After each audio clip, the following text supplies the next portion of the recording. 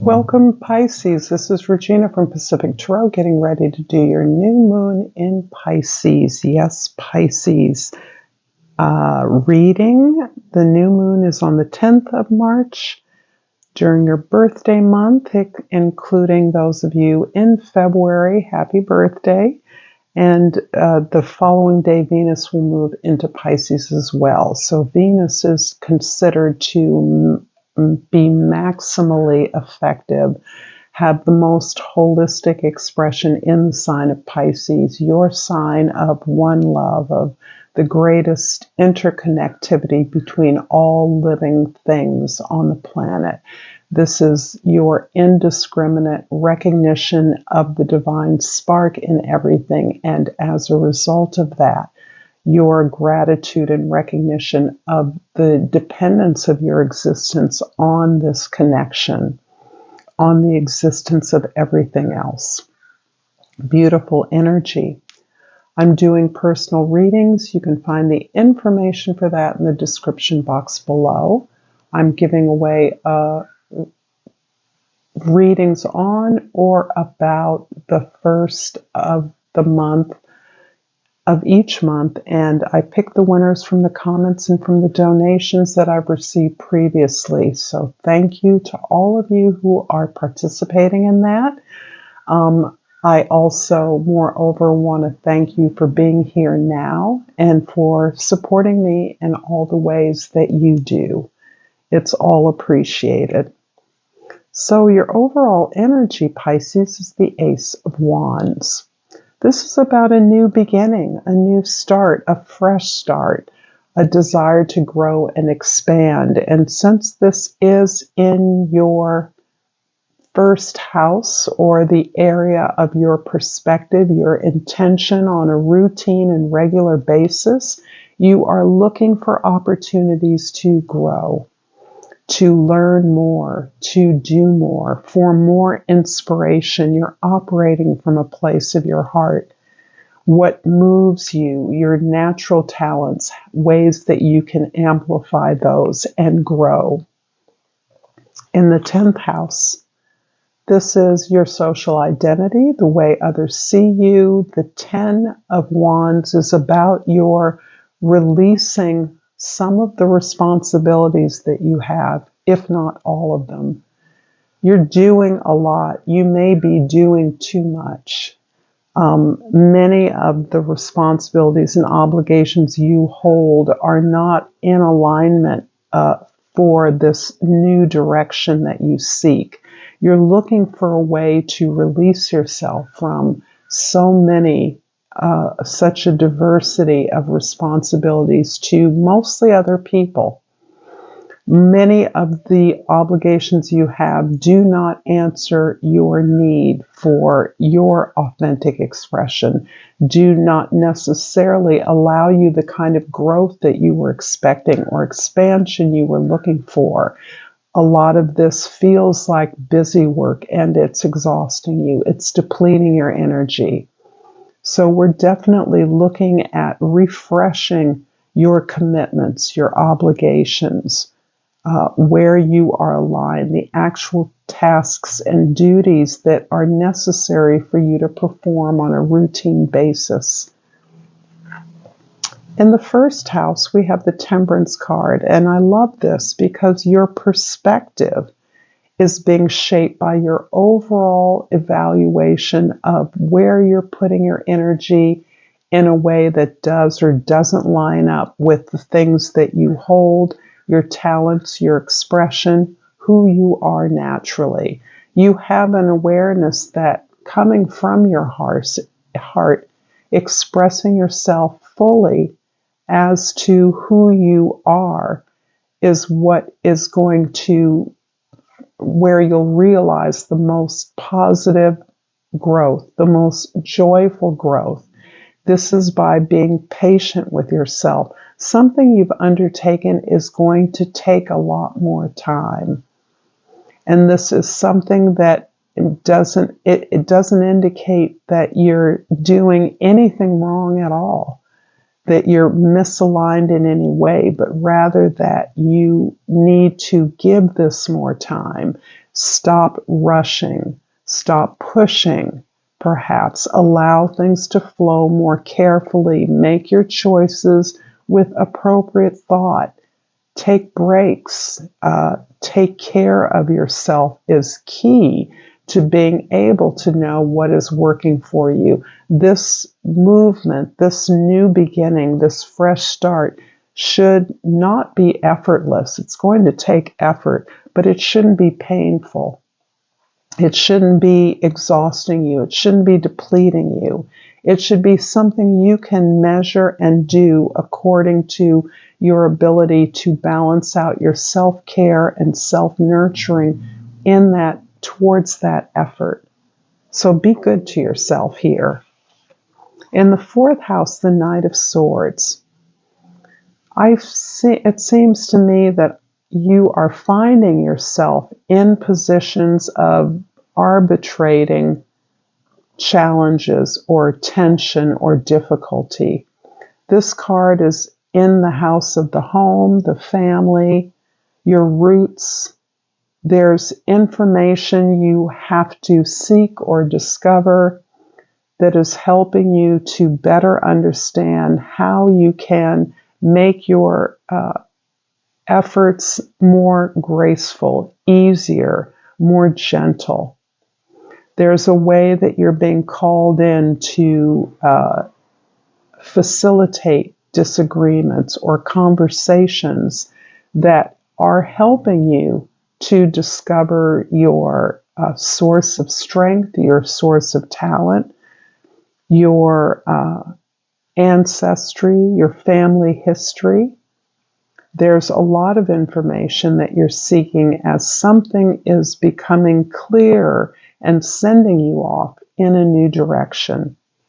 The information you're gaining is inspiring you in some way, but you're challenging assumptions about who you thought you were or who your family believed itself to be. There's more to the story. In the seventh house, the house of your significant others, you are indeed deeply appreciating, deeply understanding the challenges that you've experienced, the frustrations, the failures, the things that you have taken personal responsibility for as being your fault. You're understanding that that has been misguided, that in fact all the steps you've taken have been taken for your best interest. There have been few mistakes. There have been things you would have liked to have done differently, but everything has led you to greater self-knowledge, a greater understanding of who you are. And in that way, you're striving to understand and accept these challenges as containing lessons, as being gifts, is helping you to establish a new, more grounded spiritual foundation. This is also leading you to a place of deep gratitude for all of the experiences you've had, particularly the challenging ones. And in many ways, there's a sense here that your family has been the source of a lot of challenges, a lot of false assumptions or old beliefs that you're now willing to recognize, to be more dispassionate about, to move your feelings aside in order to appreciate all that you've been given, all that you have, and all that you are now prepared to move forward towards successfully. I'm going to pull a Soul's Journey card, Pisces. If this is resonating for you, please like this reading. Please share it with others. Please comment below, as I love reading your comments. And please subscribe to my channel, Pacific Tarot. And I pulled the Worry card. And I will read, I am learning that worry doesn't change an outcome.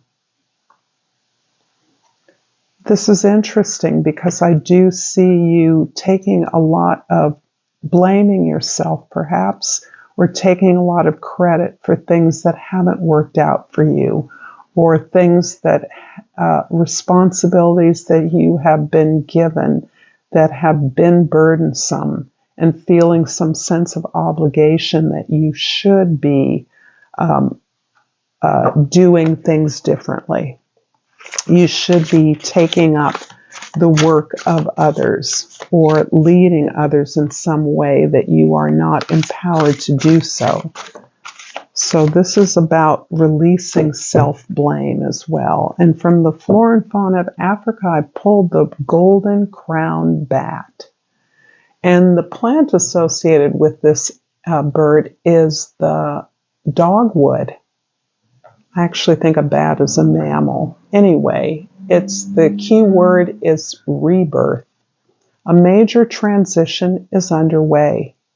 This new situation may require some sacrifices, but it will be worth it.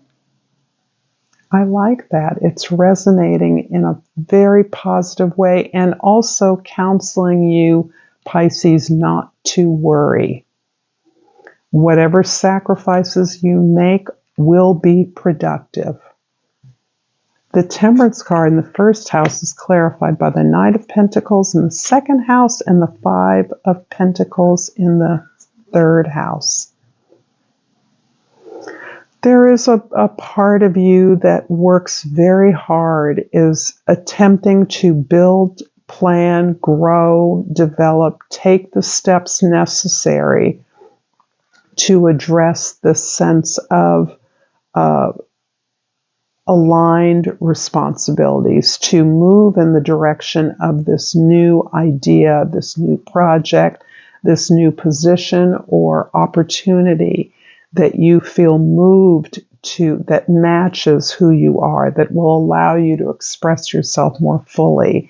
The Five of Pentacles is indicating, and there's a lot about family upbringing here, that you have been labeled in some way, and labeled in a way that doesn't necessarily seem limiting, but it has limited your perception of the opportunities and the resources that are available to you. Whatever that label is, you would certainly know better than I. The label isn't necessarily a bad one. But it does tend to reflect upon a sense of not being able to go for things that don't fit into that box, not being seen as capable of pursuing things that don't align with this label. And this label can have been based totally and superficially on the way you look, or some superficial quality that you have that does not reflect on your capacity. Because of this labeling, you may look to certain people or conditions for support, even when your values are shifting. And this is to assure you that if you don't get the support and assistance from those familiar places, then that assistance is, you are deserving of that support, and it is available elsewhere. The Knight of Swords in the fourth house is clarified by the Knight of Wands in the fifth house and the Moon card in the sixth house. So yes, indeed, you are looking to not only build a path that is productive, that is determined, that is clear, that gets things right, but you're also equally determined to pursue and build this creative enterprise that you are envisioning for yourself. It definitely has to do with a field or area of activity that is considered recreational, fun, about experiencing positive qualities of one's body or environment, sharing friends, socializing. That is an area of growth, and those are the conditions under which you make the contacts you need need. You find the resources and the support that you need among friends, among your peers. The Moon card in the 6th house is indicating that you are opening up yourself to a lot of invisible alliances that you may not have recognized in the past. So you are certainly considering your dreams, Pisces, and this is an area that we are all being globally attuned to finer and higher vibrations of energies, moods, words, plants, animals. Everything is vibrating in a way that you are able to cultivate and connect to your purpose. You can ask through your meditation practice, your prayer practice, your self-care regimes and routines to align yourself with those things that support you, celebrate you, recognize your achievements, cheer you on, and also more fundamentally have information about why you're here and what you're being best guided to do. The Moon card is absolutely about being in that finer attunement with those spirit guides, if you will, those helpful entities that are all around us, but they require our request for help. You must know when you need help, and you must know to ask for that help that you need. The 4 of Swords in the 7th house is clarified by the 7 of Pentacles in the 8th house and the Death card in the 9th house. Everyone has been getting the Death card. And this quite clearly is about rebirth. And this rebirth is in part coming as a result of your evaluation of the way that you've been working and the way that you have or haven't been investing in yourself. So you're looking at the tremendous effort, the tremendous work and diligence with which you move forward, with which you plan and identify your goals for a new project or opportunity. And you're not satisfied that you're getting what you need out of that. You understand that by working smarter, investing in yourself more strategically, you will get a greater reward. So this is about managing your time, absolutely. And the Temperance card is about that as well. How you're spending your time, how you're parsing your time, how you're considering what areas of your life need more support and investment. What areas of you need more love, support, nurturing, and care. And that's what's leading to this rebirth. That is what's leading to this awareness that you have a potentially new goal, new enterprise, new endeavor before you that will help you better align with the responsibilities that are appropriate to what it is you're trying to gain. The 10 of Wands in the 10th house is clarified by the 8 of Cups in the 11th house and the Judgment card in the 12th house. Depending on your age, but regardless of your age, you have had the opportunity to meet your purpose, your mission, to identify the things that are divinely aligned with who you are and your best life. And those things may not have worked out in the past, but you are experiencing an opportunity to renew that connection, to have another chance to make something, to respond to the call of your gifts, your talents. At least the Pisces I'm talking to are already there, already have a strong sense of why they're here and how to impact the planet in a way that reflects their gifts and talents. However, you have a unique opportunity at this time to do this in a way that is fulfilling, that is victorious, that is successful, and that nets you the kind of abundance you seek. This is a result of your awareness, having been through many challenges and obstacles, overcoming obstacles, that has gained you this greater sense of appreciation of who you uniquely are. It does require you to move away from what is safe and secure, what you have known in terms of your most connected resources or relationships. It doesn't mean that you're abandoning friends or loved ones. It does mean that you've seen the limits, you've experienced the limits of what they have to offer. And in order to move towards this opportunity that is bringing true significance to your life, that is critical to your sense of meeting this challenge, this is the challenge you've been waiting for. You are being asked to move ahead on your own, to leave those old relationships behind and to move forward towards this challenge that actually makes your efforts and your awareness to meet your destiny in a way that is satisfying, that will be complete. I'm going to finish up this reading, Pisces, with a crystal oracle. That just flipped out too. The Herkimer crystal came out, and the key word is dreams. I'm constantly manifesting my dreams into reality.